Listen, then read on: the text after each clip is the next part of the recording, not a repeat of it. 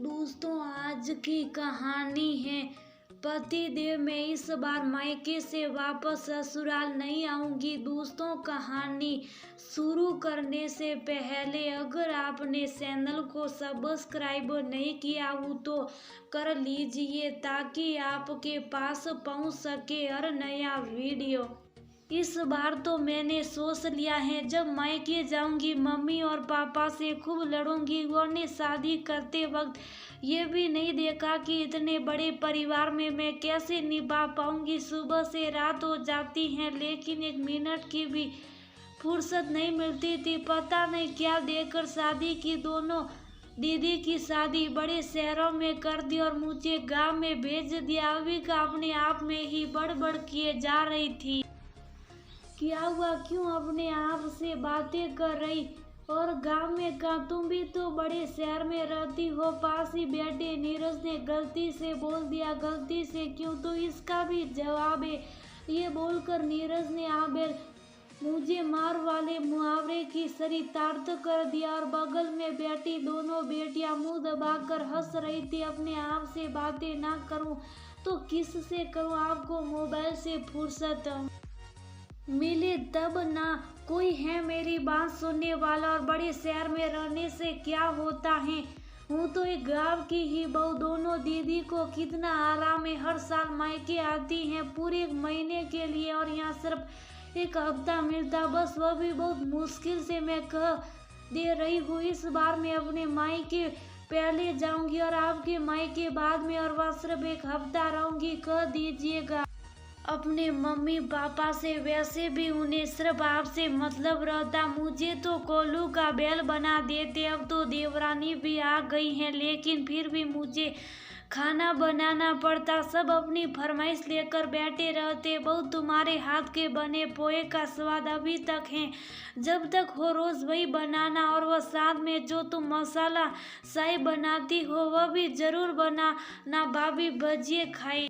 बहुत दिन हो गए, आज शाम दीदी लोगों को भी बुला लेते और मैं 1 घंटे तक सिर्फ भजिए ही तलती रहती और वह लोग ठूसते रहते। लेकिन मजाले की कोई एक बार ये कह दे कि भाभी आप बहुत देर से मेहनत कर रही, आप भी खा लो। मायके जाने को बोलो तो कल कल करके पूरी छुट्टी वहीं निकलवा देते। फिर वापस आने के 2 दिन पहले एहसान की तरफ भेजा जाता है।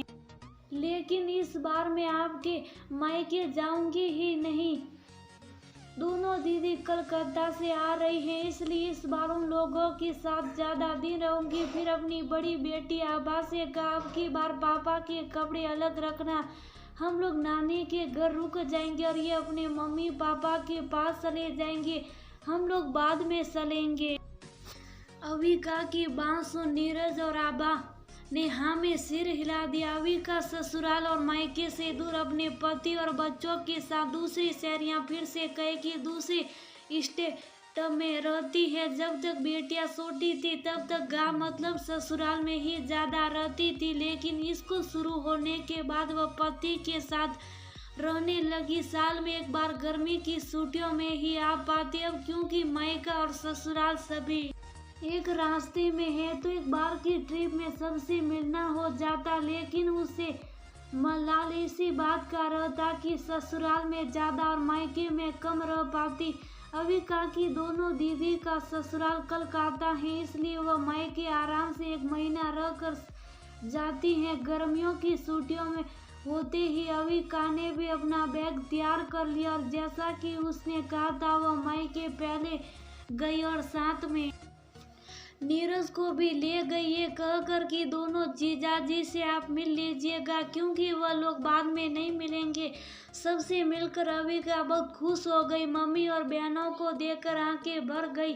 अकेले में पापा से बहुत शिकायतें करती, लेकिन पापा के सामने आते ही जब पापा ने गले लगाकर पूछा कैसी हो, खुश तो हो ना, तो भीगी आंखों से कहा हाँ पापा मैं खुश हूँ, आप बताइए आपको क्या हुआ, बहुत दुबले लग रहे। मम्मी ने अकेले पाकर पूछा, दामाद जी अब की बार यहाँ पहले आ गए, कहीं तुम्हारे ससुराल वाले नाराज ना हो जाए, परेशान ना हो। मम्मी, नीरज ने घर पर बता दिया है कि हम लोग 2-3 दिन बाद आएंगे। अविका मम्मी के गले लग कर बोली, 2-3 दिन सबके साथ कैसे बीत गया कुछ पता ही नहीं।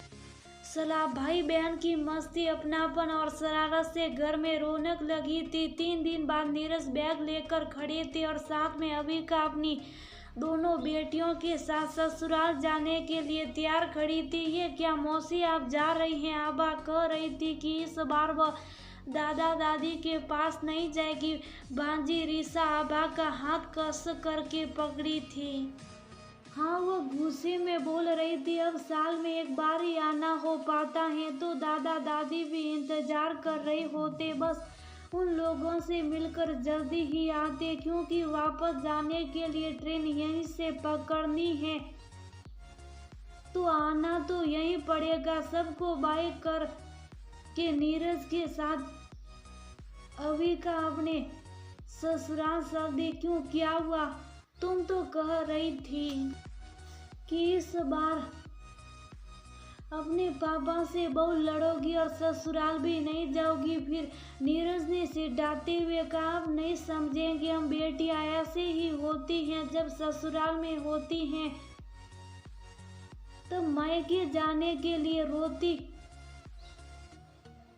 हैं और सोचती हैं कि बहुत सारी शिकायतें करेंगे, लेकिन मायके पहुंचकर मम्मी पापा भाई बहनों से गले लगकर सब भूल जाती हैं। खुद की बातों से उन्हें दुखी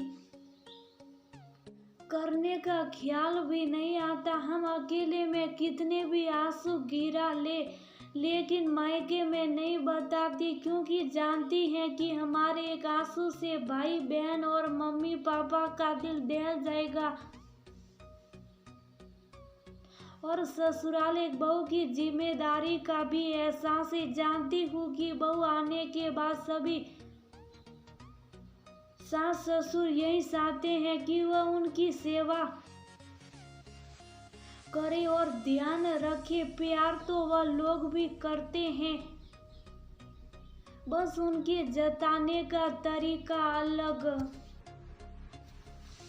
होता है और कभी कभी खतरनाक भी। अविका अपनी बात कहकर ट्रेन की खिड़की से बाहर देखने लगी और सोचने लगी, आप कभी नहीं समझ पाएंगे कि हम बेटियां दो परिवार को जोड़ती हैं, अपने प्यार और विश्वास से दो रिश्तों को मिलाती हैं, इसलिए किसी को भी दुखी